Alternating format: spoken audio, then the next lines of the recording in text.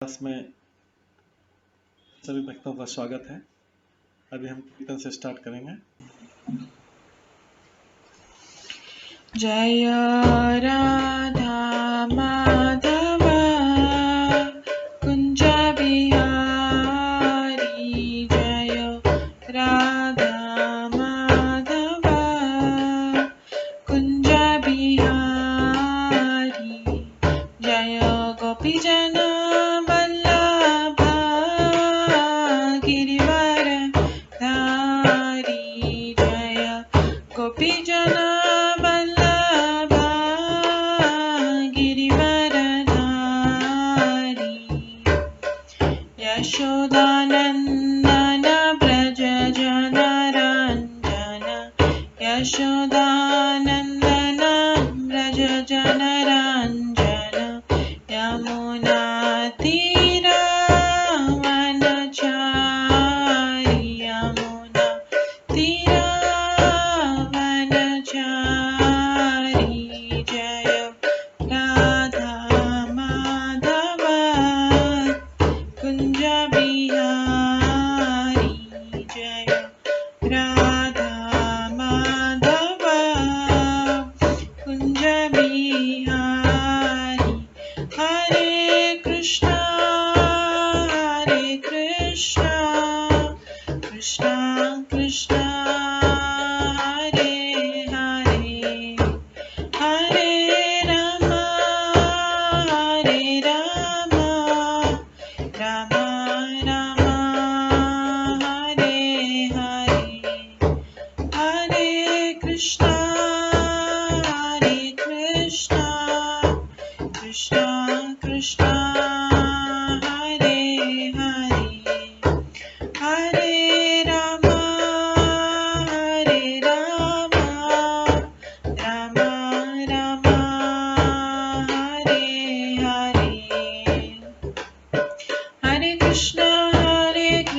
कृष्णा हरे हरे, हरे राम राम राम हरे हरे, हरे कृष्णा कृष्णा कृष्णा हरे हरे, हरे राम राम राम हरे हरे, हरे कृष्णा कृष्णा कृष्णा हरे हरे, हरे राम राम राम हरे हरे, हरे कृष्णा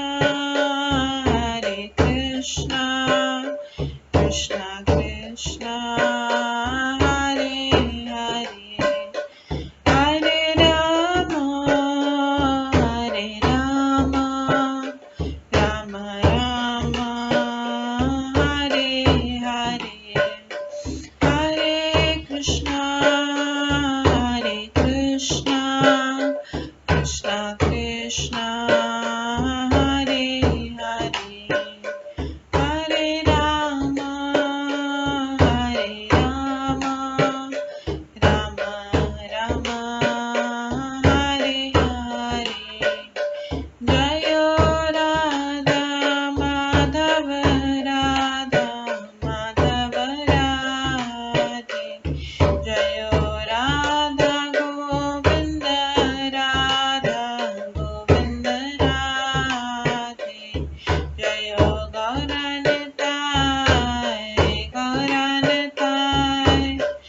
गौरनताय जय गौरनताय, जय जय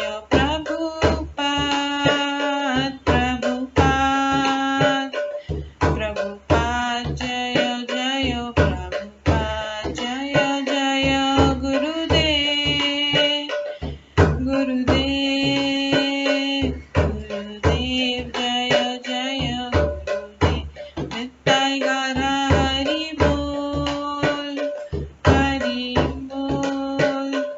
हरि बोल नित्य गौर हरि बोल,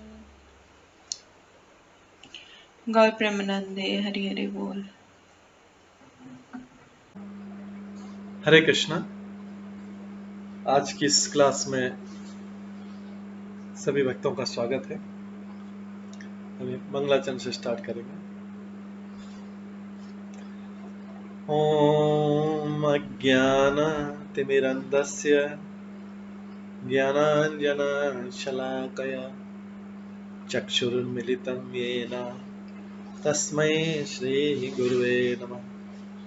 श्रीचैतन्यमनोभीष्टं स्थापितं येन भूतले स्वयं रूप कदा मह्यं ददाति स्वपदान्तिकम्। वन्देऽहं श्रीगुरो श्रीयुतपदकमलं श्रीगुरुं वैष्णवांश्च श्रीरूपं साग्रजातं सहगण रघुनाथान्वितं तं सजीवं साद्वैतं सावधूतं परिजनसहितं कृष्णचैतन्यदेवं श्रीराधाकृष्णपादान् सहगण ललिता श्रीविशाखान्वितांश्च नमो विष्णुपदाय कृष्णपृष्ठाय भूतले श्रीमते भक्तिवेदांत स्वामिन्निति नामिने। नमस्ते सरस्वती देवे गौरवाणी प्रचारिणे निर्विशेष शून्यवादी पाश्चात्य देशतारिणे। वाञ्छाकल्पतरुभ्यश्च कृपा सिन्धुभ्येव च पतितानां पावनेभ्यो वैष्णवेभ्यो नमो नमः। जय श्री कृष्ण चैतन्य प्रभु नित्यानंद श्री अद्वैत गदाधर शिवासादि गौर भक्तवृंद। हरे कृष्णा कृष्णा कृष्ण हरे हरे, हरे राम राम राम हरे हरे।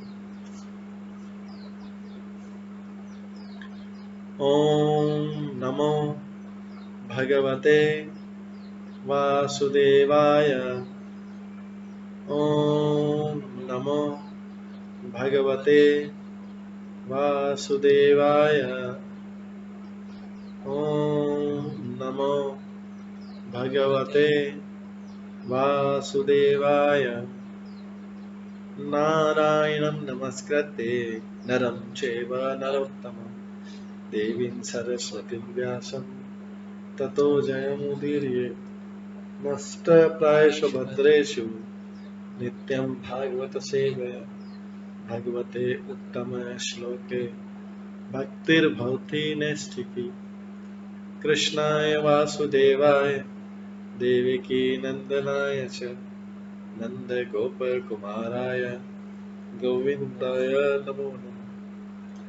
सर्ववेदान्तसारमे श्रीभागवतम् इष्यते तद्रसामृतात् नान्यत्र स्याद्रति क्वचित्। आराध्यो भगवान् ब्रजेश तनयस्तनधाम वृन्दावन रम्या काचिदुपासना व्रजवधूवर्गेण या कल्पिता। श्रीमद्भागवतं प्रमाणम् अमलं प्रेम कुमार्थमः श्रीचैतन्य महाप्रभुमतम् इदं तत्रादरो न परम्। मूकं करोति वाचालं पङ्गुलङ्घयते गिरिं यत्कृपातमहं वन्दे परमानन्दमाधवम्। हरे कृष्णा।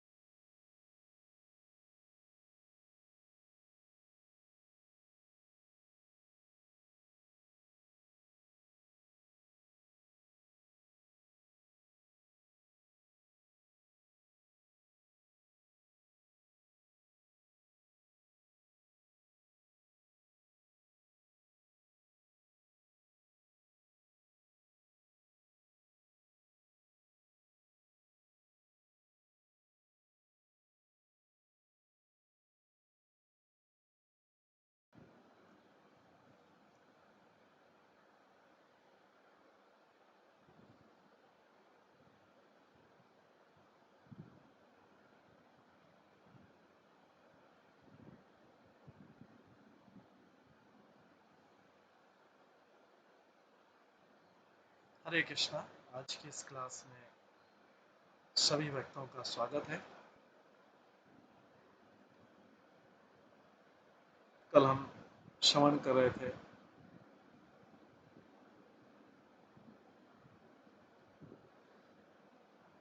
श्रीमद् भागवतम के दूसरे स्कंद के 9वें अध्याय से।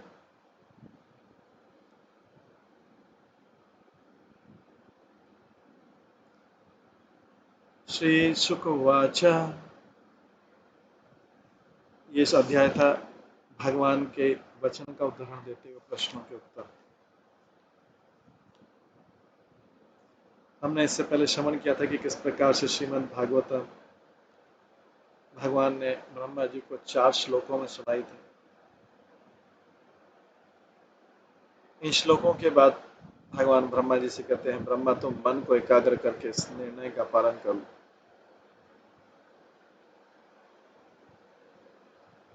हे ब्रह्मा तुम मन को एकाग्र करके इस निर्णय का पालन कर लो, तुम्हें न तो आंशिक और न ही पूर्ण प्रलय के समय किसी प्रकार का गर्व विचलित कर सकेगा।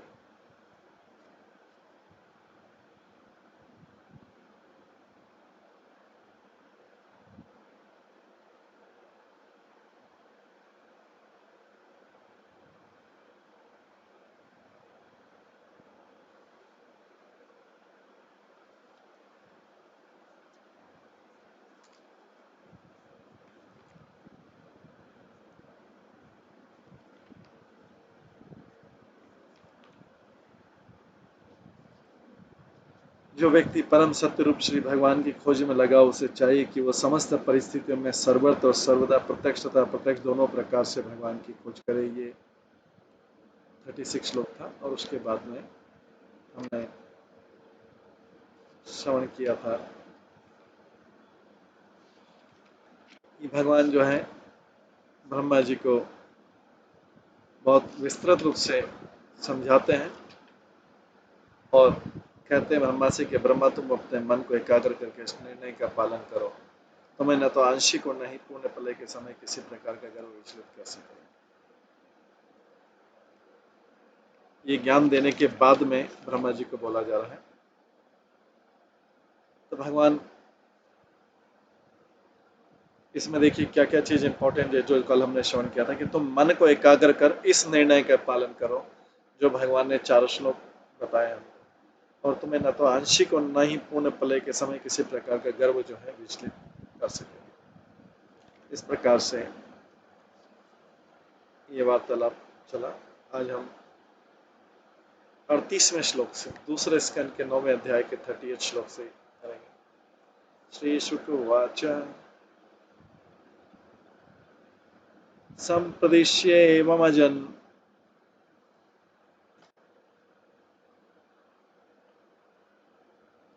जनानां परमेष्ठिनं पश्यतः तस्य ततः रूपम् आत्मनः निहरुण्यत हरि।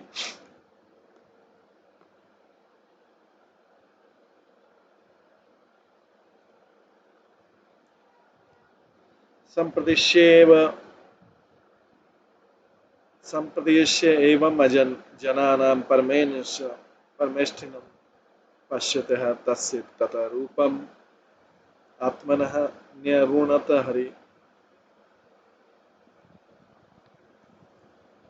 सुखदेव महाराज ने परीक्षित से कहा, जीवात्माओं के नायक ब्रह्मा को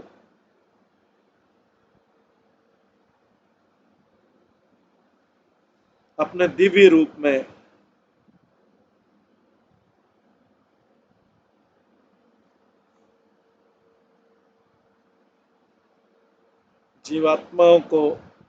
के नायक ब्रह्मा को अपने दिव्य रूप में पूर्ण पुरुषोत्तम भगवान हरि इस प्रकार उपदेश देते लिखे और फिर अंतर ध्यान हो गया।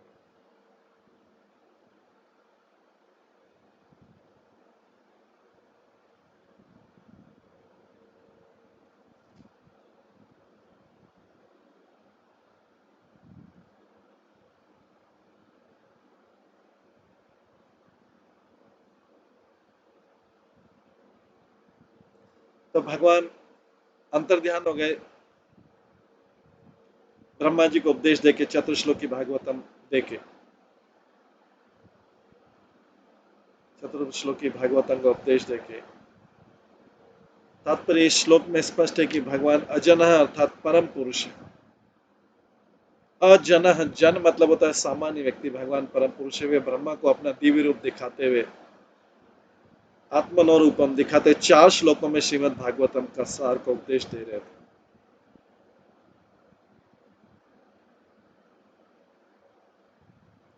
जनानाम अर्थ सामान्य पुरुषों, जनानाम अर्थ समस्त पुरुषों में, अजन अर्थात परम पुरुष। समस्त जीवात्माएं पृथक पृथक व्यक्ति है और ऐसे व्यक्तियों में भगवान हरि सर्वश्रेष्ठ। जैसे कि एक श्रुति मंत्र से पुष्टि होती, नित्यो नित्यानाम चेतन चेतनानाम। अतः दिव्य जगत में निराकार रूप के लिए कोई स्थान नहीं है। जैसा कि भौतिक संसार में कोई निराकार रूप नहीं है, जब भी चेतना ज्ञान होती है तो साकार रूप सामने आता है। आध्यात्मिक जगत में प्रत्येक वस्तु ज्ञान से पूर्ण है।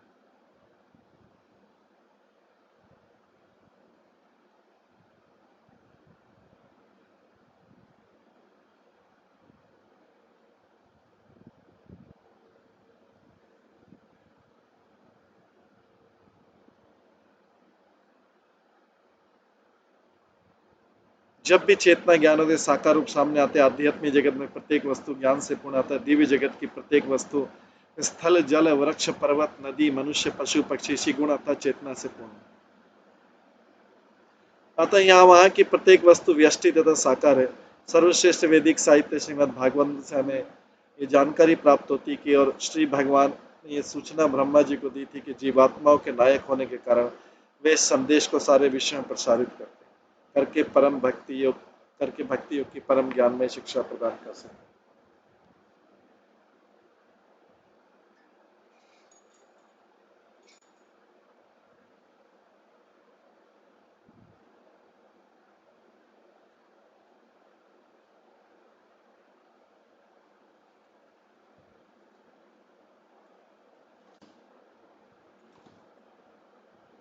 श्री भगवान ने सूचना ब्रह्मा जी को इसलिए दी थी कि जीवात्माओं के नायक होने के कारण वे इस संदेश को सारे विश्व में प्रसारित करके भक्ति योग की परम ज्ञान में शिक्षा प्रदान कर सके। ब्रह्मा जी ने अपने प्रिय पुत्र नारद को श्रीमद् भागवतम के इसी संदेश का उपदेश दिया था।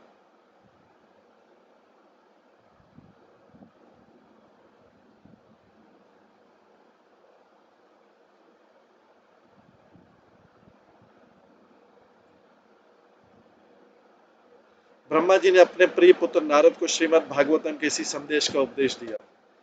नारद ने इसे व्यासदेव को दिया और उन्होंने सुखदेव गोस्वामी को। सुखदेव गोस्वामी के सौजन्य तथा महाराज परीक्षित कृपा से हमें श्रीमद् भागवतम प्राप्त है, जिससे हम पूर्ण पुरुषोत्तम भगवान श्री कृष्ण के विज्ञान को स्थायी रूप से सीख सकते हैं।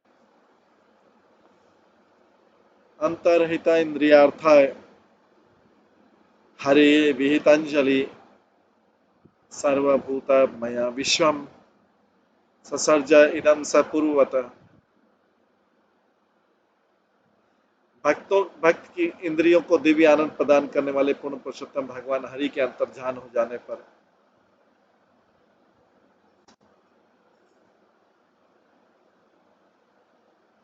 ब्रह्मा जी हाथ जोड़े ब्रह्मांड के जीवात्माओं से पूर्ण वैसी सृष्टि करने लगे जिस प्रकार वो इसके पूर्व थी।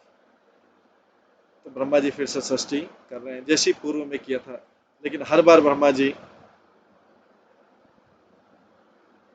नया सृष्टि करते हैं और पिछला सारा भूल जाते हैं। भगवान की फिर से प्रार्थना करनी पड़ती है, भगवान से फिर से उपदेश होना पड़ता है। और इस प्रकार से तो बिना ज्ञान के, बिना आशीर्वाद के, बिना ब्लेसिंग के कोई भी कार्य इस संसार में सफल नहीं माना जाता है। हालांकि अस्थायी रूप से कुछ कुछ सफलताएं प्राप्त हो जाती है, लेकिन जब तक भगवान का या उनके शुद्ध भक्तों का आशीर्वाद नहीं हो, वो सफलताएं भी थोड़े समय में नष्ट हो जाती हैं। जो टेम्परेरी सफलता मिलती है, जैसे कई बार बालक स्कूल में कई बार टॉप कर लेता है, 6th में कर लिया, 7th में कर लिया, 8th में कर लिया, 9th में कर लिया, 10th में कर लिया, 11th में कर लिया, 12th में, लेकिन अगर उसका कॉलेज में एडमिशन नहीं होता तो उसके लाइफ का क्या होगा? असफ। या कॉलेज में एडमिशन हो गया, कॉलेज में टॉपर बन गया, जॉब नहीं लगा तो, या जॉब लग गया और उसके बाद में जॉब नहीं चला तो सफलता, पहले वाली सफलता की कोई वैल्यू नहीं है। पहले वाली जो सारी सफलताओं की कोई वैल्यू नहीं रही कि उसने 6 में टॉप किया, 7th में टॉप किया, 8th में टॉप किया, 9th में किया, वो टेम्परेरी सफलता थी। लेकिन अल्टीमेटली अगर जीवन ही सफल नहीं हो पाया, जीवन ही सफल ही नहीं हो पाया, तो उसका सारा टॉप बनना, उसका सारा एजुकेशन करना, उसका जॉब करना, उसके पोजीशन में पहुंचना, अगर जीवन ही सफल नहीं हो पाया, सब बेकार है। अल्टीमेटली सब कुछ असफल हो गया, अल्टीमेटली सब कुछ अनसक्सेसफुल हो गया, क्योंकि भगवान की कृपा या शुद्ध भक्तों की कृपा जब तक नहीं मिल पाएगी तब तक उसको सफलता नहीं बोल सकते। तो इसलिए ब्रह्मा जी हर बार भगवान सफलता के लिए भगवान से प्रार्थना करते हैं कि तब कोई काम स्टार्ट करते हैं।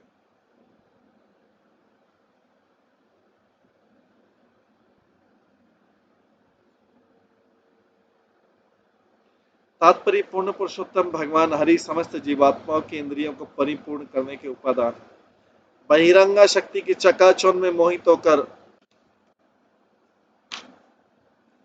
बहिरंगा शक्ति की चकाचौंध में मोहित होकर जीवात्मा परमात्मा की इच्छाओं की पूर्ति करने के बजाय अपनी इंद्रियों की पूजा प्रारंभ कर देती है। ये यहाँ पे जीव की असफलता का वर्णन किया गया है। जीव की असफलता का क्या कारण है? क्योंकि जीव सब कोई भी बड़ा कार्य करने से पहले भगवान की प्रार्थना नहीं, अगर प्रारंभ में भगवान की प्रार्थना करें तो बीच में भी जब उसके बाद ऐश्वर्य होने आने लगता है तो बहिरंगा शक्ति की चकाचौंध में मोहित होकर जीवात्मा परमात्मा की इच्छाओं को पूर्ति करने के बजाय अपनी इंद्रियों की पूजा आरंभ कर देता है, इसलिए अल्टीमेटली असफल होगा। ब्रह्मा जी तो पहले से ही सृष्टि बनाने से पहले से ही, जैसे अगर किसी बालक का सारे संस्कार किए जाए, किसी बालक के सारे संस्कार किए जाए, गर्भाधान संस्कार से लेके अलग, तो चांसेस है कि वो सफल रहेगा उसका जीवन। अगर बाय चांस वो संस्कार नहीं भी हो पाए, बाय चांस वो संस्कार नहीं भी हो पाए, फिर भी अगर वो भगवान की इच्छाओं की पूर्ति, भगवान की इंद्रियों की पूर्ति में लग जाता है तो जीवन सफल हो जाता है। लेकिन अगर व्यक्ति का अधिकांश समय बहिरंगा शक्ति माया की चकाचौंध में मोहित होकर जीवात्मा, अगर जीवात्मा परमात्मा की इच्छा पूर्ति नहीं कर पाते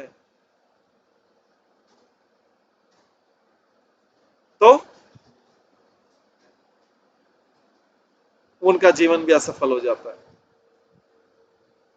और जो परमात्मा की पूजी, परमात्मा की इच्छाओं की पूर्ति अपनी इंद्रिय तृप्ति को छोड़ के बहिरंगा शक्ति की चकाचौंध में प्रभावित नहीं होकर अपनी इंद्रियों की पूजा, अपनी इंद्रियों की तृप्ति छोड़ के भगवान की इंद्रियों की तृप्ति करते हैं, तब जाके जीवन सफल होता है। तो हर बार व्यक्ति को चांस मिलता है, हर बार व्यक्ति को अवसर मिलता है भगवान की इंद्रिय तृप्ति करने की। हरि भक्ति सूर्योदय में निम्नलिखित श्लोक आता है, अक्षणो फलम तददर्शनम ही तनो फलम तददश गात्र संग जीवा फलम तदश कीर्तन ही सुदर्लभाहि भागवत ही लोके। ये हरि भक्त के सूर्योदय का है। हे भगवान, हे भगवत भक्त, तुम्हें देखकर आंखें तुम्हें देखकर सफल हो जाती है और तुम्हारे देह के स्पर्श से स्पर्श की पूर्ति हो जाती है। जीवा तुम्हारे गुणों के गान के लिए, क्योंकि संसार में भगवान का शुद्ध भक्त पाना अत्यंत दुर्लभ है। बहुत सुंदर श्लोक है, अक्षणो फलम तदर्शनम ही तनो फलम तदश गात्र संग जीवा फलम तदश कीर्तनम ही सुदर्लभा भागवत ही लोके। हे भगवत भक्त, आंखें तुम्हें देखकर सफल हो जाती है।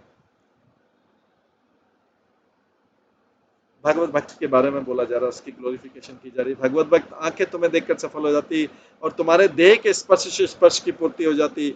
जीवा तुम्हारे गुणों के गान के लिए, क्योंकि संसार में भगवान का शुद्ध भक्त पाना अत्यंत दुर्लभ।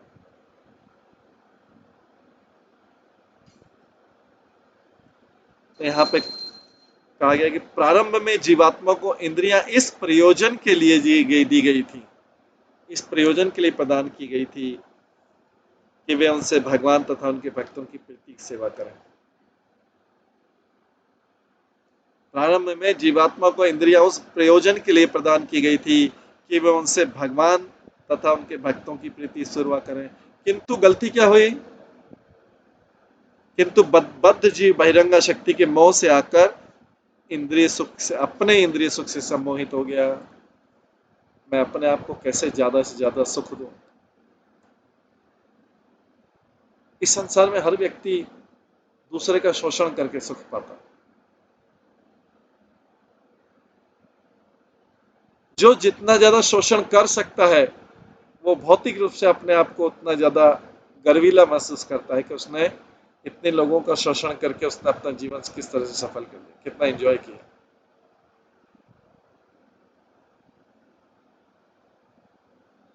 लेकिन जब भगवान किसी का शोषण करने लगे, प्रकृति किसी का शोषण करने लगे तो व्यक्ति बचेगा नहीं। उसको सारे वो शोषण याद दिलाएंगे। वो जब वृद्ध अवस्था में हो जाता है तो सारे वो शोषण याद लेके उसने इस जगत में किसका किसका शोषण किया।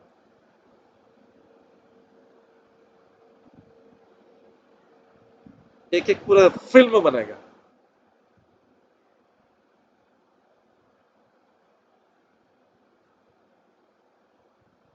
व्यक्ति निर्दोष व्यक्ति का भी शोषण करता है क्योंकि वो बड़े बड़े पापी व्यक्तियों का तो शोषण नहीं कर पाता। पापी व्यक्ति वैसे ही उतने चालाक चतुर रहते हैं कि उनका शोषण नहीं कर पाता। निर्दोष व्यक्ति का शोषण करता, कमजोर व्यक्ति का शोषण करता।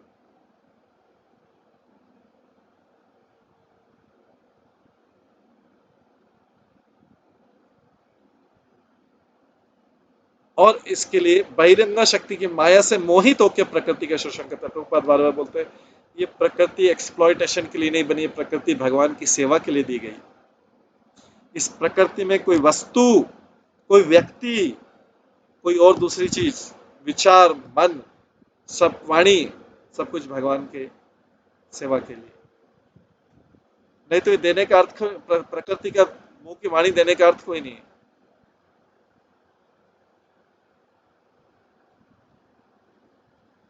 या जो साधन है, जो साधन है,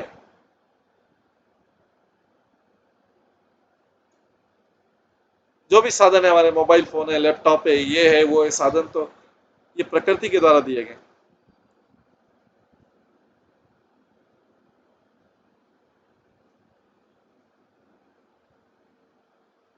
सारे साधन जो है, धन, परिवार, सब तो साधन दिए गए। लेकिन जीव क्या करता है? ये ऊपर भी लिखा है, बहिरंगा शक्ति की चकाचौंध में मोहित होकर जीवात्माएं परमात्मा की इच्छा पूर्ति करने की बजाय अपने इंद्रियों की पूजा प्रारंभ कर देती। तो कई अगर व्यक्ति बोले कि मैंने जीवन में पाप नहीं किया तो सबसे बड़ा झूठा है। क्योंकि उसने वो साधनों को, जो उसके पास साधन थे, उसने उसका शोषण करके, पूरा शोषण करके, उसमें व्यक्ति, वस्तु, मन, वाणी, उनका शोषण करके अपने लिए शोषण किया। पूरा जीवन भर अपने लिए शोषण किया, अपने परिवार के लिए, अपने संबंधियों के लिए किया, अपने इंद्रिय सुख के लिए किया। जब ये सारा शोषण हो जाता है और परमात्मा की इंद्रियों को संतुष्ट नहीं कर पाता व्यक्ति, परमात्मा की इच्छा की पूर्ति की बजाय, तो उसका जो है जीवन असफल हो जाता है। और वो जितना प्रकृति का शोषण किया, जितना उसने प्रकृति से धन लिया है, वो धन उसको वापस करना पड़ेगा। तब तक वो सफर करता रहेगा, तब तक वो कष्ट पाता रहेगा या सफर करेगा उचित समय आने पर, जब तक जितना उसने प्रकृति का शोषण किया है अपनी इंद्रिय तृप्ति के लिए, मैं एंड मेरा के लिए, आई एंड माइन।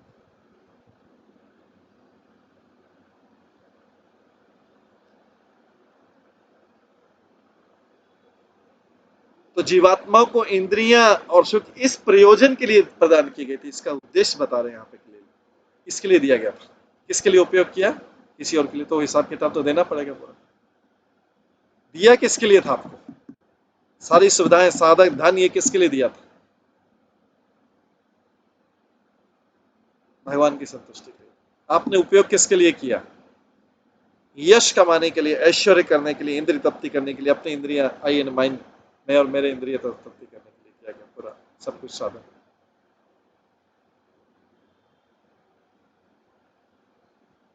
प्रारंभ में जीवात्मा को इंद्रिय इस प्रयोजन के लिए प्रदान की गई थी कि वह उनसे भगवान अथवा उनके भक्तों की प्रीतिपूर्वक सेवा करे।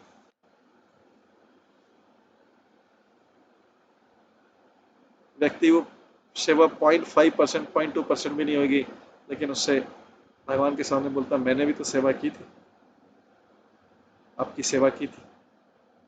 कभी कभी वंस इन वाइल मैंने भी तो आपने मोबाइल फोन आपकी सेवा में लगाया था वंस इन वाइल, या ये मैंने कोई दूसरा साधन, ये धन थोड़ा थोड़ा आपको भी तो दिया था डोनेशन, या जीवा कभी कभी आपका भी तो मैं नाम लेके करा, ये शरीर कभी कभी आपकी सेवा में भी लगाया। अगर भगवान से पूछे कि भाई मैंने तो दिया था 100%, तूने लगाया 0.5%,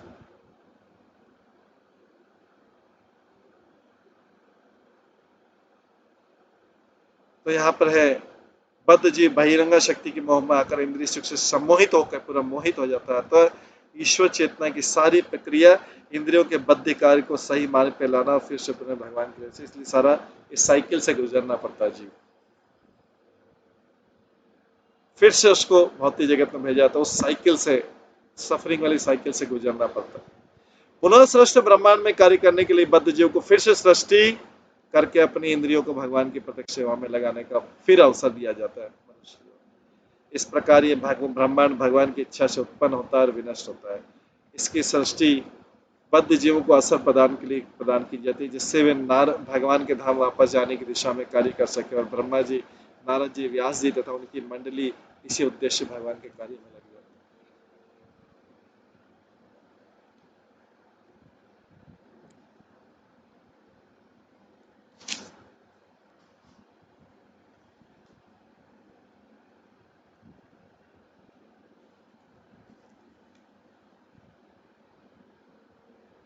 इसकी सृष्टि बद्ध जीवों को अवसर प्रदान करने के लिए फिर से अवसर दिया गया, एक बार और चांस दिया गया, जिससे वे भगवान के धाम में वापस जाने की दिशा में कार्य कर सके, और ब्रह्मा जी, नारद जी, व्यास जी तथा इनकी मंडली इसी उद्देश्य से भगवान के कार्य में लग जाती है।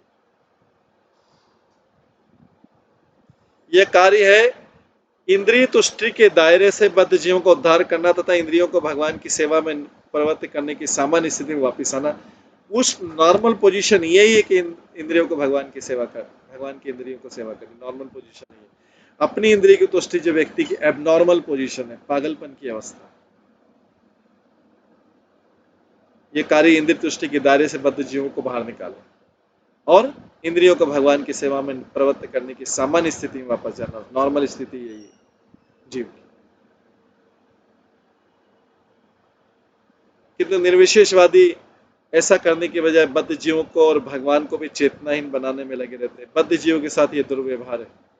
इंद्रियों की रुग्ण अवस्था दोष के उपचार द्वारा ठीक की जा सकती है, नहीं कि इंद्रियों के उच्छेदन से। यदि आंख में कोई रोग हो जाए तो ठीक से देखने के लिए उसका उपचार होना चाहिए। आंख को निकाल लेना तो कोई उपचार नहीं है।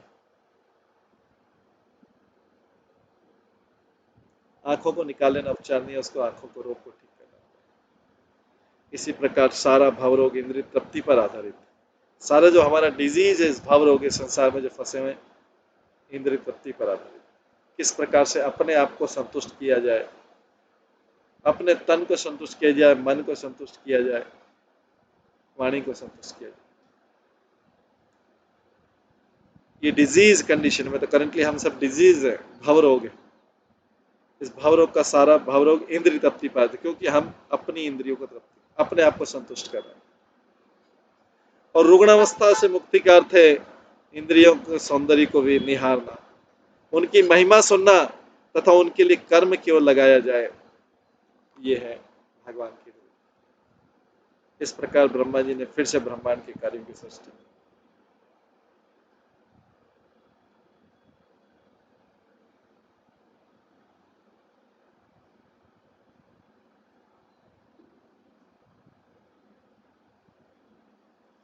प्रजापति धर्मपति एकदा नियमान यमान भद्रम प्रजानाम अन्विच्छन् आतिष्ठ स्वार्थ कामय। एक बार जीवों के पूर्वज तथा धर्म के पिता ब्रह्मा जी ने समस्त जीवात्माओं के कल्याण में ही अपना हित समझते विधि पूर्वक यम नियमों को धारण किया। ये जीवों के पूर्वज हैं ब्रह्मा जी, धर्म के पिता हैं। ब्रह्मा जी ने समस्त जीवात्मा के कल्याण में ही अपना हित समझते विधि पूर्वक यम नियमों को धारण किया।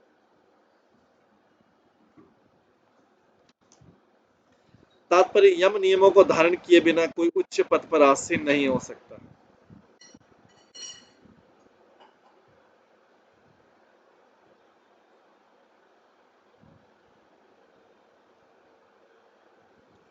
यम नियमों को धारण किए बिना कोई भी उच्च पद पर आसीन नहीं हो सकता। इंद्रिय तृप्ति का संयम जीवन पशु जीवन।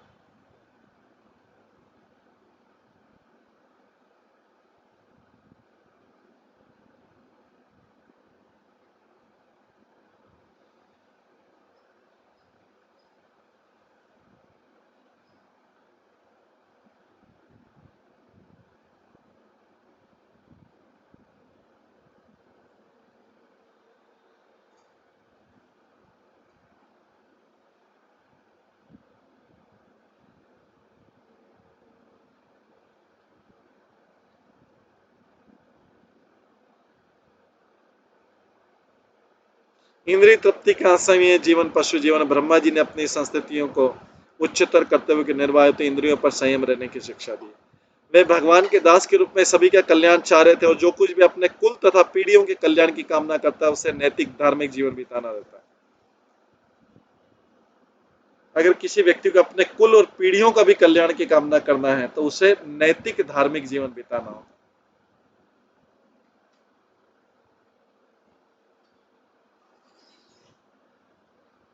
उच्चतम नैतिक जीवन है भगवत भक्त बनना, क्योंकि शुद्ध भक्त में भगवान के सभी गुण आ जाते हैं। इसके विपरीत जो ईश्वर भक्त नहीं है वह सांसारिकता में कितना ही पटु क्यों ना हो, कितने भी एक्सपर्ट क्यों ना हो, किसी उत्तम गुण से संपन्न नहीं कहा जा सकता। ये बहुत इंपॉर्टेंट बात है। जो ईश्वर भक्त नहीं, वो सांसारिकता में कितना भी उसका मटेरियल लाइफ का कितना भी एक्सपर्टाइज हो, बहुत चालाक हो, चतुर हो, धोखेबाज हो, छल कपटी हो, झूठा हो, कितना भी एक्सपर्ट होना, उसे उत्तम गुण से संपन्न नहीं किया जा सकता। उस व्यक्ति का संग नहीं करना चाहिए।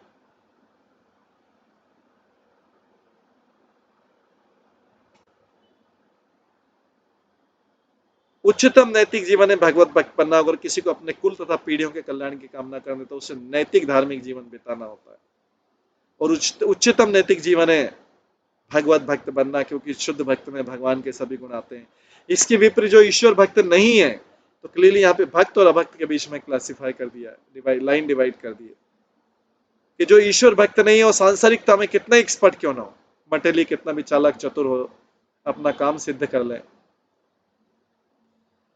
किसी उत्तम गुण से संपन्न नहीं किया जा सकता।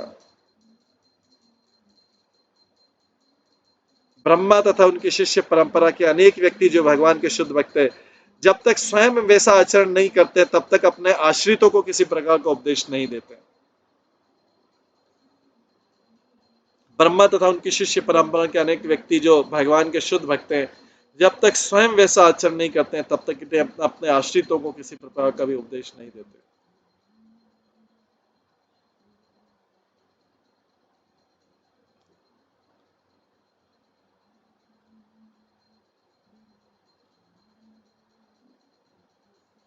तम नारद प्रियतमो रिक्ता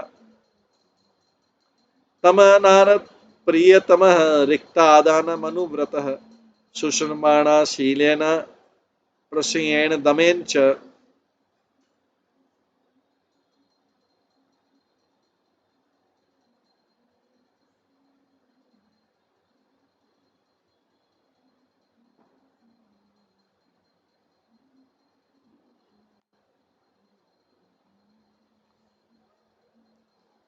ब्रह्मा के उत्तराधिकारी पुत्रों में सर्वाधिक प्रिय नारद अपने पिता की सेवा के लिए तत्पर रहते थे। ब्रह्मा के उत्तराधिकारी पुत्रों में सर्वाधिक प्रिय नारद अपने पिता की सेवा के लिए हमेशा तत्पर रहते थे। अपने पिता के उपदेशों का अत्यंत संयम, विनय तथा सौम्यता से पालन करते थे।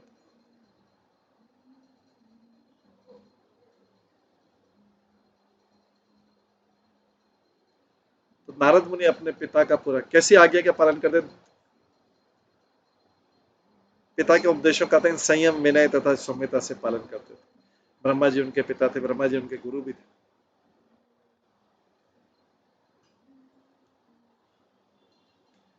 तो पिता एक अच्छे गुरु का भी रोल कर सकता है।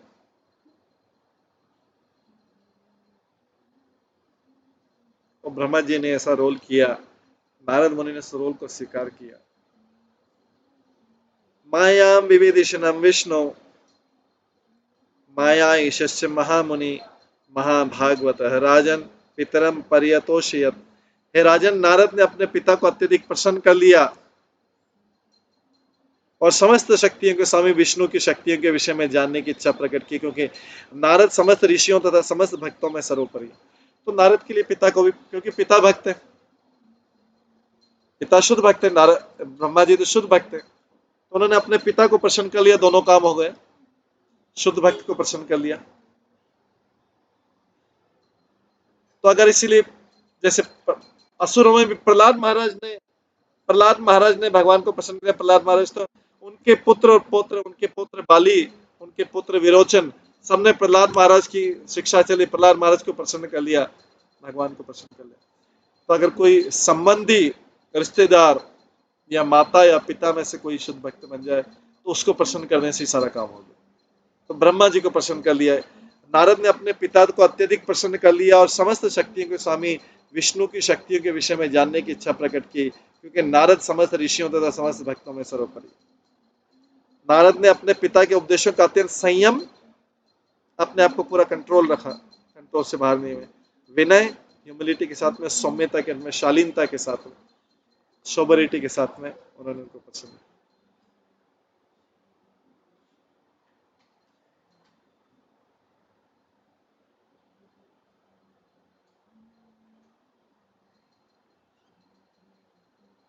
तात्पर्य, ब्रह्मा के समस्त जीवों के सृष्टा होने के कारण ब्रह्मा अनेक विख्यात पुत्रों के जनक, जैसे दक्ष, नारद तथा सनकादि के जनक है। वेदों द्वारा प्रचारित मानव ज्ञान के तीनों विभागों कर्म कांड, ज्ञान कांड तथा उपासना कांड में से देवर्षि नारद ने अपने पिता ब्रह्मा से उपासना कांड, देवर्षि पिता से उपासना कांड दक्ष ने,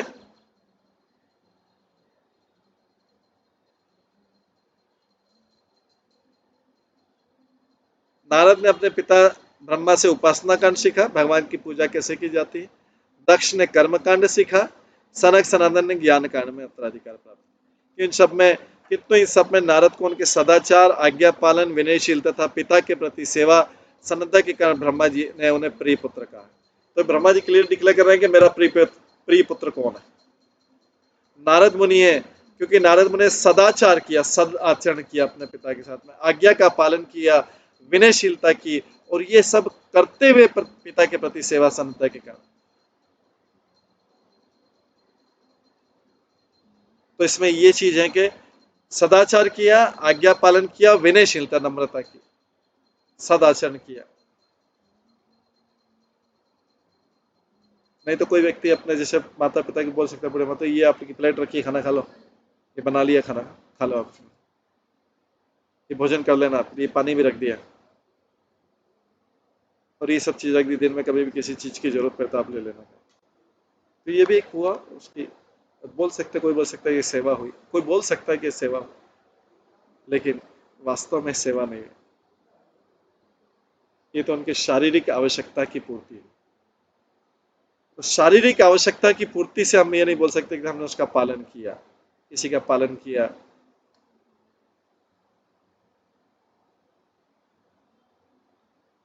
नारद जी बोलेंगे ब्रह्मा जी आपको दे दिया खाने के लिए, खाओ इसको, आपको तीनों टाइम मिल जाएगा खाना, लेकिन डोंट एक्सपेक्ट कि मैं आपका सदाचार, आज्ञा पालन, विनयशीलता में ये सब एक्सपेक्ट ना करना।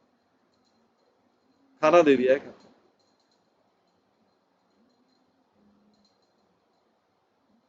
ज्यादा से ज्यादा आपको कपड़े भी दे देंगे,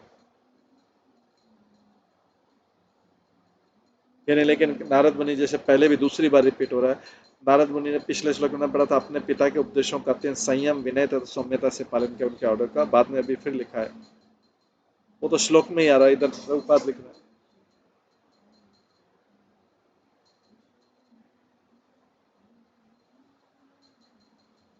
इन सब में नारद उनका प्रिय पुत्र, नारद को सदाचार, आज्ञा पालन, विनयशीलता तथा पिता के प्रति सेवा सन्नद्धता के कारण ब्रह्मा का अत्यंत पुत्र कहा गया। तो सेवा के साथ कंडीशन है, जब सेवा, उसको सेवा नहीं बोला जाएगा, वो तो एक सप्लाई होगा, शारीरिक आवश्यकताओं की पूर्ति कर दी। कोई व्यक्ति बोलता देखो मैं भी अपनी आवश्यकता की पूरी कर रहा हूं, तुमको भी दे दिया तुम, ये तुम भी अपनी आवश्यकताओं की, शारीरिक आवश्यकताओं की पूर्ति। सेवा में क्या है? सदाचार, सद आचरण, आज्ञा पालन और विनयशीलता तथा पिता के प्रति सेवा सन्नद्धता और सेवा में भी लॉयल्टी के कारण ब्रह्मा का अत्यंत पुत्र कहा गया नारद। नारद मुनियों में सर्वश्रेष्ठ है क्योंकि समस्त भक्तों में श्रेष्ठ है।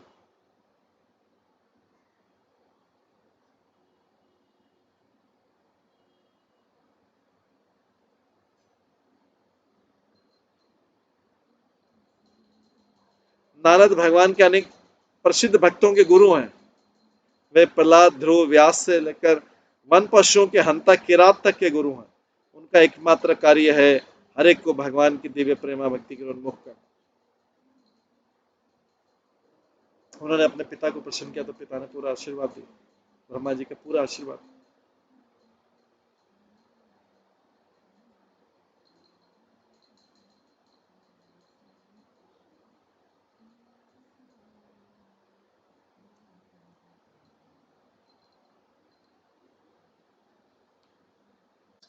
उनका एकमात्र, क्योंकि ब्रह्मा जी का आशीर्वाद, ब्रह्मा जी पिता थे, वो पिता थे जो स्वयं भगवान के शुद्ध भक्त। तो ब्रह्मा जी का आशीर्वाद नारद मुनि के लिए, नारद मुनि को भी बहुत प्रिय बोल रहे हैं। और नारद मुनि का एकमात्र कार्य हर एक को भगवान की दिव्य प्रेमा भक्ति की तरफ उन्मुख करना। इसलिए इन सारे गुणों के कारण वे अपने पिताजी के सर्वाधिक प्रिय पुत्र हुए। नारद को प्रथम कोटि का भक्त होना इसका एकमात्र कारण। उन्होंने अपने पिता के सर्वाधिक पुत्र थे और नारद मुनि इन सब गुणों के कारण पिता के प्रिय थे। इन सब गुणों के कारण पिता के प्रिय थे।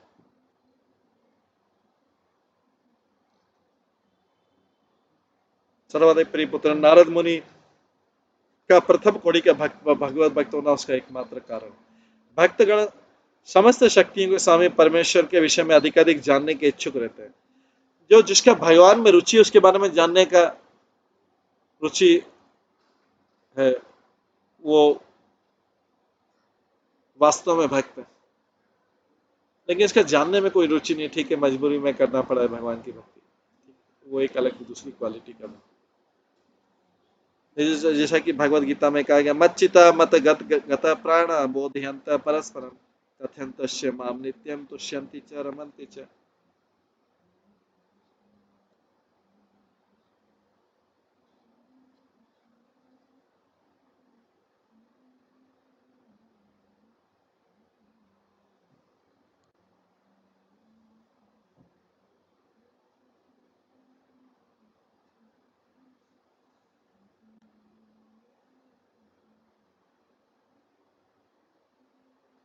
परमेश्वर अनंत है और उनकी शक्तियां भी असीम है, अतः उन्हें कोई पूर्णता नहीं जान सकता।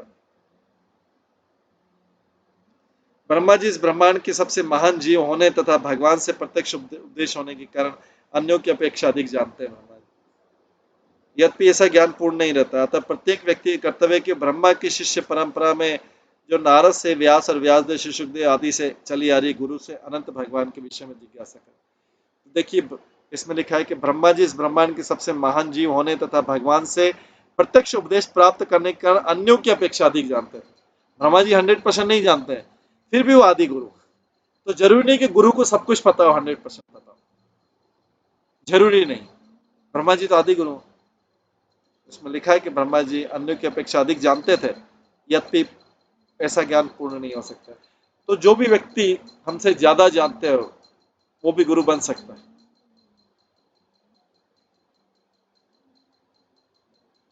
चाहे ज्ञान में नहीं, आत्म साक्षात्कार में हो, भक्ति में हो, सेल्फ रियलाइजेशन में। जरूरी नहीं कि गुरु ज्ञान में ज्यादा हो, गुरु आत्म साक्षात्कार में, रियलाइजेशन में, सेल्फ रियलाइजेशन में ज्यादा एडवांस हो सकता है, भक्ति में जो।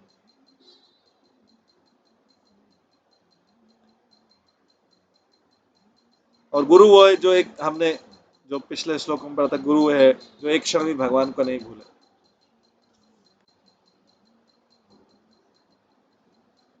तो अतः प्रत्येक व्यक्ति का कर्तव्य कि ब्रह्मा के शिष्य परंपरा में जो नारद से व्यास और व्यास से सुखदेव आदि से आगे चली आ रही गुरु से अनंत भगवान के विषय में जिज्ञासा कर। तुष्टम निशाम्य पित्रम लोका नाम प्रपति हतम प्रपितामहम देवर्षि परिप्रच्छ भवान नयनमानुपृच्छति। जब नारद ने देखा कि समस्त ब्रह्मांड के पिता प्रपितामह मुझ पर प्रसन्न है, तो महर्षि नारद ने अपने पिता से विस्तार से भी पूछा। पिता प्रसन्न है, गुरु प्रसन्न है, तो सब कुछ प्रसन्न है। जो भी आशीर्वाद देने की पोजीशन में जो भी भगवान का भक्त, अगर वो हमसे प्रसन्न है तो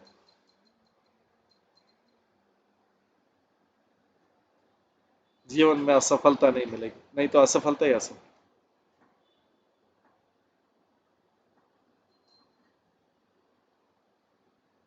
तात्पर्य किसी सिद्ध महात्मा से या आध्यात्मिक या देवी ज्ञान को समझने के लिए विधि की पाठशाला शिक्षक से कोई विधि की पाठशाला समझने की विधि पाठशाला के शिक्षक से कोई सामान्य प्रश्न पूछने की नहीं है। आध्यात्मिक या देवी ज्ञान को समझने के लिए विधि की पाठशाला समझने की विधि पाठशाला के शिक्षक से कोई सामान्य प्रश्न पूछने जैसी नहीं है। आजकल शिक्षकों को ज्ञान प्रदान करने के एवज में धन दिया जाता है, किंतु गुरु वेतन भोगी नहीं होता है। वह तो बिना अधिकार के शिक्षा दे सकता है। अगर आपने किसी को किसी कार्य के लिए धन दे दिया या उसको सुविधा दे दी तो खत्म, वहीं हिसाब वहीं खत्म हो गया। किसी चीज के लिए धन दे दिया, किसी ने कोई सेवा की और उसके बदले में धन दे दिया तो खत्म, हिसाब किताब खत्म। या उसको सुविधाएं दे दी तो खत्म। सेवा तो वास्तव में निस्वार्थ होती है, जिसमें लेने की कोई अपेक्षा न रहती, न कोई व्यक्ति लेता।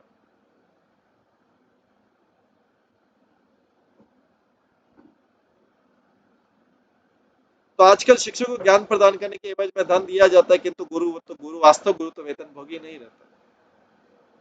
वो तो बिना अधिकार के, बिना किसी इच्छा के शिक्षा देता है। जैसा कि भगवत गीता में देवी ज्ञान को समझने की विधि का निर्देश प्रकार दिया है। तद्विधि प्रणिपातेन परिप्रश्नेन सेव्या उपदेक्ष्यन्ति ते ज्ञानम ज्ञानिनस्तत्त्वदर्शिनः। अर्जुन को सलाह दी गई कि वो किसी सिद्ध पुरुष से समर्पण प्रश्न तथा सेवा द्वारा दिव्य ज्ञान प्राप्त करे। दिव्य ज्ञान प्राप्त करना डॉलरों के विनिमय जैसा व्यापार नहीं है। ऐसा ज्ञान गुरु की सेवा से प्राप्त किया जा सकता है। जिस प्रकार से ब्रह्मा जी ने भगवान को पूरी तरह तुष्ट करके उनसे प्रत्यक्ष दिव्य ज्ञान प्राप्त किया, उसी प्रकार गुरु को प्रसन्न करके दिव्य ज्ञान प्राप्त हो।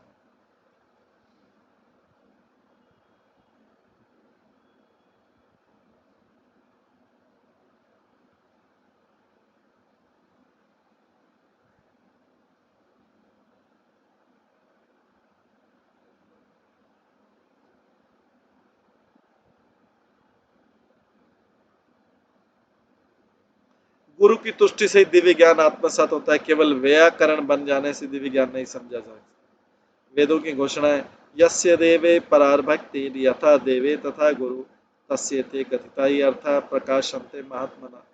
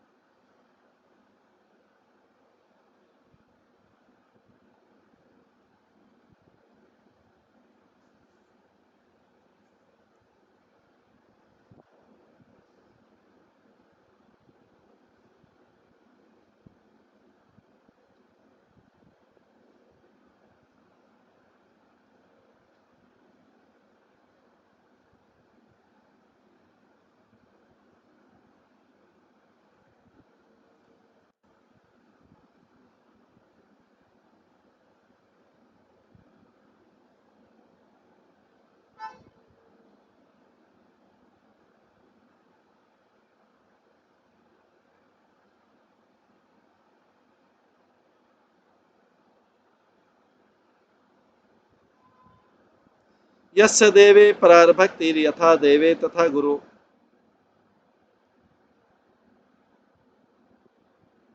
तस्य ते कथिता अर्था प्रकाशन्ते महात्मना।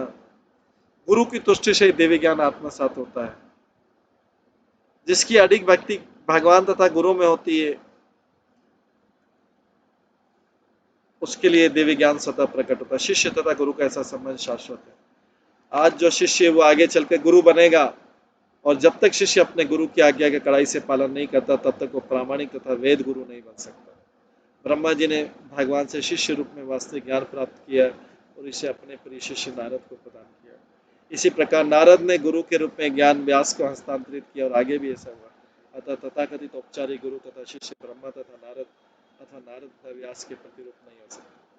ब्रह्मा तथा नारद का संबंध एक वास्तविक सत्य था, किंतु ठग जाने तथा ठग जाने वाले का संबंध तथा औपचारिकता है। यहाँ एक स्पष्ट उल्लेख कि नारद न केवल शिष्ट विनीत आज्ञाकारी थे वरन आत्म संयमी भी थे। जो आत्म संयमी नहीं है, विशेष रूप से कामी जीवन में, वो न तो शिष्य बन सकता है न गुरु। मनुष्य को वाणी, क्रोध, जीव, मन, उदर तथा कामेंद्रियों पर संयम रखने की अनुशासनिक शिक्षा मिलनी चाहिए। जो उपयुक्त विशिष्ट इंद्रियों पर संयम प्राप्त करेगा गोस्वामी कहलाता है।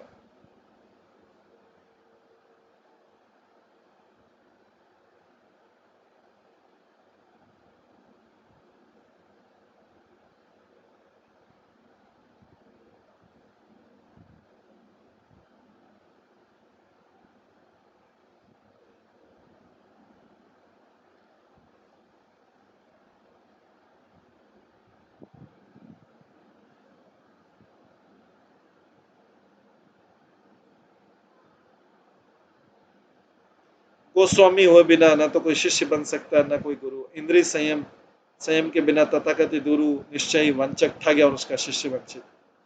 हमें इस लोक के अनुभव की तरह ब्रह्मा जी को मृत प्रपितामह नहीं समझना चाहिए।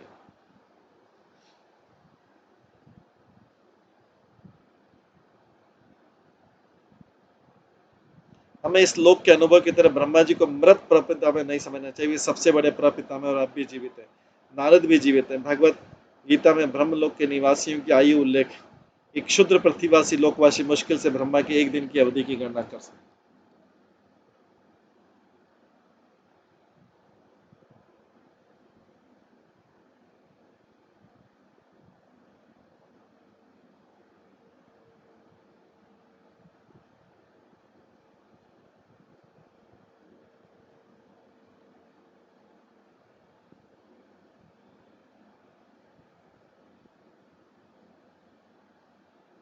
भगवत गीता में ब्रह्मलोक के निवासियों की आयु का उल्लेख है।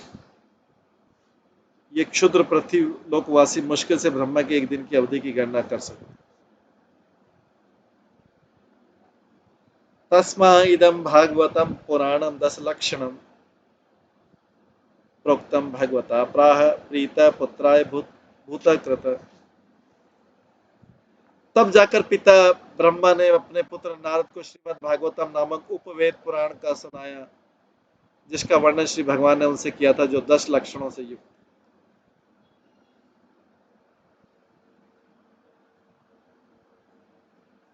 श्रीमद् भागवतम कई बार उपवेद पुराण भी बोला जाता है, जिसका लक्षण श्री भगवान ने उनसे किया था, जो 10 लक्षणों से युक्त। तात्पर्य, यद्यपि चतुश्लोकी श्रीमद् भागवतम का उपदेश दिया गया था, किंतु 10 लक्षणों से संपन्न था, जिनकी व्याख्या अगले अध्याय में की जाएगी। 4 श्लोकों में पहले बताया गया कि सृष्टि के पूर्व भगवान का अस्तित्व था, अतः श्रीमद् भागवत का शुभारंभ वेदांत सूक्त जन्माद्य से होता है। यद्यपि जन्माद्य से शुभारंभ है, तो भी जिन 4 श्लोकों में वर्णित है, जिनमें कहा गया है कि भगवान सृष्टि से लेकर भगवत धाम तक प्रत्येक वस्तु के मूल है, उसमें 10 लक्षणों की व्याख्या हुई। मनुष्य को गलत व्याख्या करके भूल नहीं करनी चाहिए कि भगवान ने केवल 4 श्लोक कहे थे।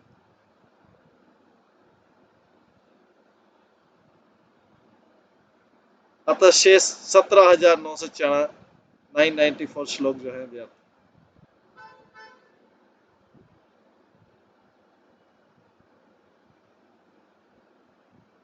इन 10 लक्षणों की समुचित व्याख्या, जैसा कि इसके अगले अध्याय में बताया जाएगा, न जाने कितने श्लोकों की आवश्यकता होगी। इन 10 लक्षणों की व्याख्या, समुचित व्याख्या के लिए, जैसा कि अगले अध्याय में बताया जाएगा, न जाने कितने श्लोकों की आवश्यकता होगी।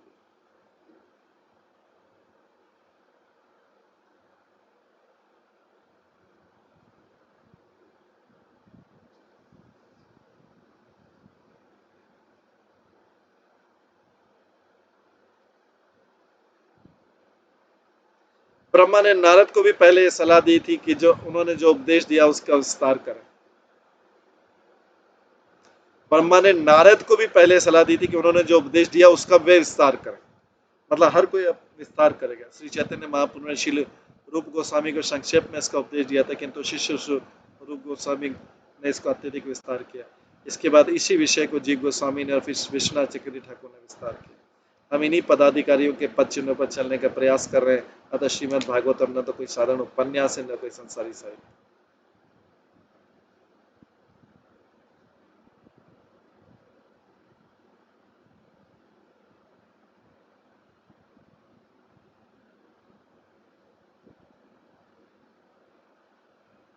हम इन्हीं पदाधिकारियों के अधिकारियों के पद चिन्हों पर चलने का प्रयास कर रहे हैं, अतः श्रीमद् भागवतम न तो कोई साधारण उपन्यास है, नहीं संसारी सत्य। प्रभुपाद बोल रहे हैं, इसकी शक्ति अपार है और अपनी बुद्धि के अनुसार चाहे इसे जितना बढ़ाया जा सकता है। इससे भागवत का अंत नहीं होगा। श्रीमद् भागवत भगवान की वाणी का प्रतिनिधित्व करता है और इसे चार श्लोकों में कहा जाए या 4 अरब श्लोकों में, एक जैसा ही ठीक वैसे ही जैसे भगवान अणु से भी सूक्ष्म है और अनंत आकाश से भी विस्तृत है। श्रीमद् भागवतम की ऐसी शक्ति है।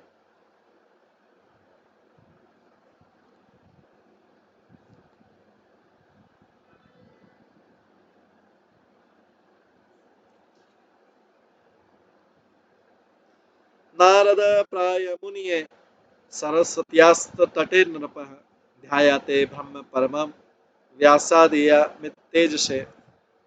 हे राजन, इसी परंपरा में नारद मुनि ने भगवान श्रीमद् भागवत का उपदेश अनंत शक्तिमान व्यास देव को दिया, जो सरस्वती नदी के तट पर भक्ति में स्थित होकर परम सत्य पूर्ण पुरुषोत्तम भगवान का ध्यान कर रहे हैं।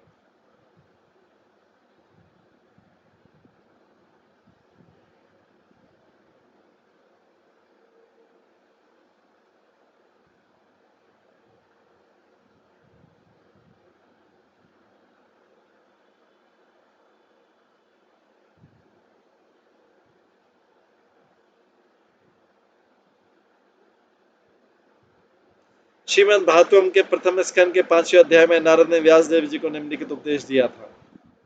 ये हम ऑलरेडी श्रवण कर चुके हैं, कैंटो 1।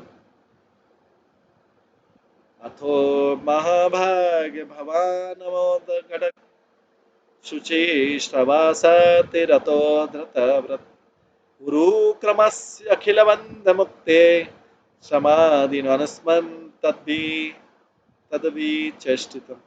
हे महाभाग्यशाली पवित्र विद्वान, तुम्हारा नाम तथा यश विश्वव्यापी।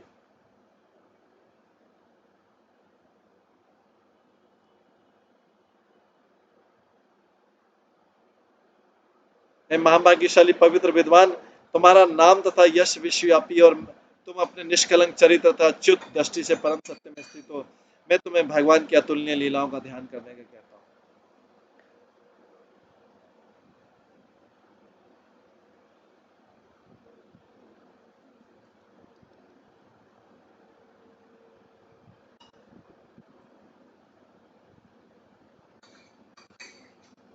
महाभाग्यशाली पवित्र विद्वान, तुम्हारा नाम तथा यश विश्वव्यापी है और तुम अपने निष्कलंक चरित्र तथा अच्युत दृष्टि से परम सत्य में स्थित। मैं तुम्हें भगवान की अतुलनीय लीलाओं का ध्यान करने को कहता हूँ।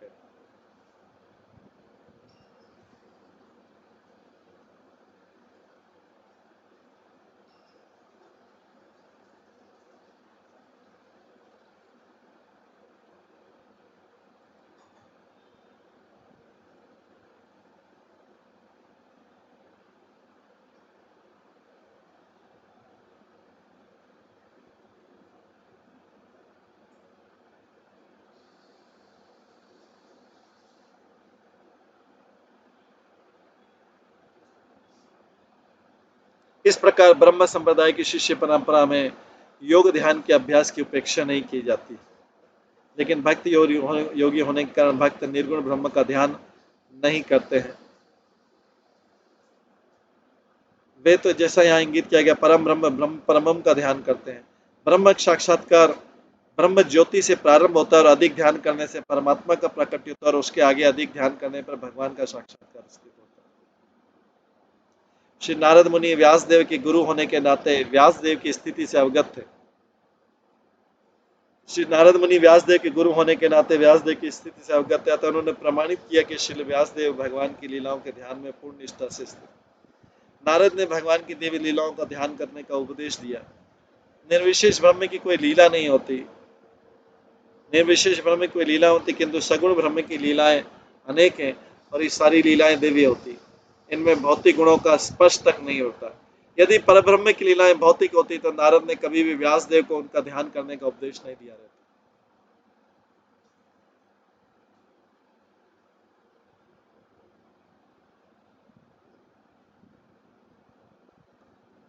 परम ब्रह्म तो भगवान श्री कृष्ण, जैसा कि भगवत गीता में पुष्टि। भगवत गीता के 10वें अध्याय में अर्जुन को भगवान कृष्ण की वास्तविक स्थिति का बोध हुआ तो उन्होंने श्री कृष्ण को संबोधित करते निम्नलिखित शब्द कहे, परम ब्रह्म परम धाम पवित्रम परम भवान पुरुषम शाश्वतम दिव्यम आदि देव अजम विभव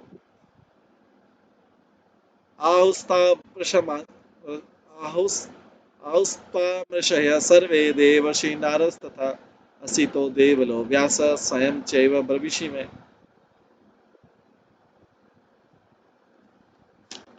अर्जुन ने भगवान श्री कृष्ण का दर्शन करके भगवद गीता के उद्देश्य का सार संक्षेप में प्रस्तुत किया और कहा, है प्रभु, आप परम ब्रह्म परम धाम पावन परम सत्य सनातन दिव्य पुरुष हैं।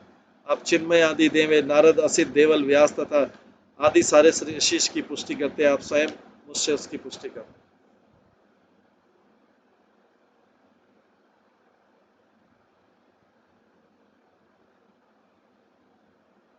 जब व्यास देव ने अपना मन ध्यान में स्थित किया तो उन्होंने भक्ति योग समाधि में किया और परम पुरुष का माया सहित साक्षात दर्शन किया। जैसा कि पहले कहा जा चुका है, भगवान की माया भी एक प्रतिरूप है, क्योंकि माया का भगवान के बिना कोई अस्तित्व नहीं होता। अंधकार प्रकाश से स्वतंत्र नहीं होता, अंधकार जो है प्रकाश से स्वतंत्र नहीं होता, बिना प्रकाश के अंधकार का अनुभव नहीं हो पाता, किंतु यह माया भगवान से पार नहीं पा सकती, कौन से दूर खड़ी हो। अतः ध्यान की सिद्धि भगवान की दिव्य लीलाओं समेत भगवान का साक्षात्कार, ध्यान की सिद्धि भगवान की दिव्य लीलाओं समेत भगवान का साक्षात्कार है। निर्विशेष ब्रह्म का ध्यान करता, निर्विशेष ब्रह्म का ध्यान करता के लिए कष्टकारक हो सकता है। जैसा कि भगवत गीता में कहा गया, क्लेशो अधिक तलेस्तान यद उत्त अहम तया पृष्ठ वेराजता पुरुष यत उताहम तया पृष्ठ वेराजता पुरुषादिदम यथासित तद उपक्षते प्रश्नान अन्यान च कृतश्नश। हे राजन, तुम्हारे इस प्रश्न का उत्तर कि ब्रह्मांड भगवान के विराट रूप से किस प्रकार प्रकट हुआ तथा अन्य प्रश्नों का उत्तर में पूर्वोक्त चारों श्लोकों की व्याख्या के रूप में विस्तार पूर्वक दूंगा। सुखदेव गोस्वामी एक एक प्रश्न का उत्तर दे रहे हैं। अभी बोल रहे हैं परीक्षित महाराज से, परीक्षित महाराज ने काफी सारे प्रश्न पूछे थे, उसमें सुखदेव गोस्वामी बोल रहे हैं, राजन, तुम्हारे इस प्रश्न का कि यह ब्रह्मांड भगवान के विराट रूप से किस प्रकार प्रकट हुआ है तथा अन्य प्रश्नों का उत्तर में पूर्वोक्त चारों श्लोकों की व्याख्या के रूप में विस्तार पूर्वक दूंगा। तात्पर्य जैसा कि श्रीमद् भागवतम के प्रारंभ में कहा गया है, यह महान दिव्य साहित्य वैदिक ज्ञान रूपी वृक्ष का पक्व फल है। अतः सृष्टि की उत्पत्ति से लेकर विश्व संबंधी जितने भी प्रश्न हो सकते हैं उन सबका उत्तर श्रीमद् भागवतम में दिया हुआ। ये उत्तर व्याख्या करने वाले व्यक्ति की योग्यता पर निर्भर करते हैं। जैसा कि परम वक्ता श्री सुखदेव गोस्वामी ने कहा है, श्रीमद् भागवतम के 10 विभागों में सारे प्रश्न समाहित हो जाते हैं और बुद्धिमान पुरुष उनका उचित उपयोग करके समुचित लाभ उठा सकते हैं।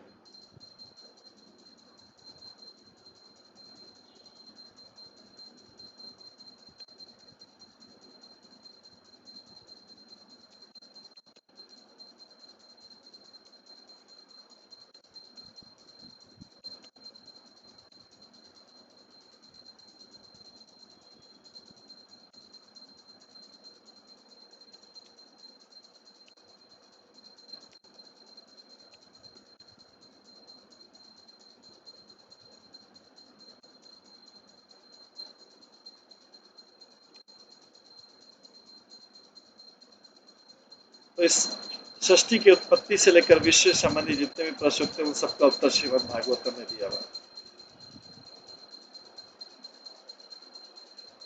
यह उत्तर व्याख्या करने वाले व्यक्ति की योग्यता पर निर्भर करता है। जैसा कि परम वक्ता श्री सुखदेव गोस्वामी ने कहा, श्रीमद् भागवतम के 10 विभागों में सारे प्रश्न समाहित हैं और बुद्धिमान पुरुष उनका उचित उपयोग करके समुचित लाभ उठा सकते। इस प्रकार से सुखदेव गोस्वामी ने परीक्षित महाराज के प्रश्नों का उत्तर दे रहे हैं। अभी समय हो गया है, तो इसको हम यहीं पे विराम देते हैं।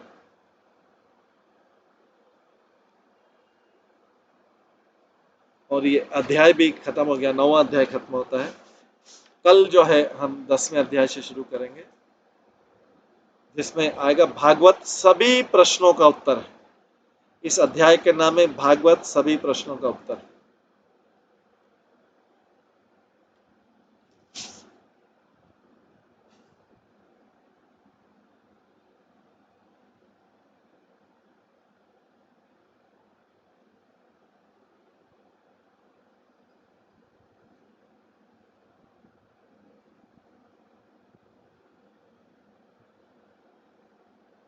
हरे कृष्णा। इसी के साथ क्लास में यहीं पे विराम देते हैं। सभी भक्तों का बहुत बहुत धन्यवाद। सभी भक्तों के लिए एक बार हरे कृष्ण महामंत्र का जप करते हैं। हरे कृष्णा कृष्णा कृष्णा हरे हरे, हरे राम राम राम हरे। श्रीमद् भागवतम महापुराण की जय। श्रील प्रभुपाद की